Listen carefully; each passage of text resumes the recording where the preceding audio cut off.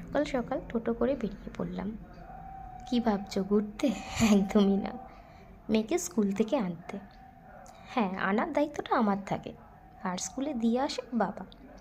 কোনো কোনো সময় যাই আমি, বেশিরভাগ টাইমে ওই দিয়ে আসে আর আমি আনি। ব্যাস, মেয়েকে স্কুল থেকে নিলাম, নেওয়ার সাথে সাথে ব্যাগটা হাতে দিয়েই মাম্মা আমি খেলতে যাচ্ছি ফ্রেন্ডদের সাথে, এই বলে এখন এই দোলনা চড়া আর হচ্ছে স্লিপ চড়া ওর মাস্ট রেগুলার রুটিন এটা। আগে প্রচণ্ড ভয় পেত এই সমস্ততে, বাট এখন দেখছি ভয়টা আস্তে আস্তে কাটছে। রোজ ঠেলতে ঠেলতে আমাকে নিয়ে আসতে হয়, বাড়ি চল বাড়ি চল, কিছুতেই যাবে না। ব্যাস, তারপরে টানতে টানতে নিয়ে টোটোতে তুললাম, ফের বাড়ি ফিরছি। বাড়ি ফিরে ঘুম ঠুম খাওয়া দাওয়া এই সমস্ত করে বিকেলবেলায় ব্যাস বসে পড়েছে বাবাইয়ের বার্থডে বেলুন ফোলাতে।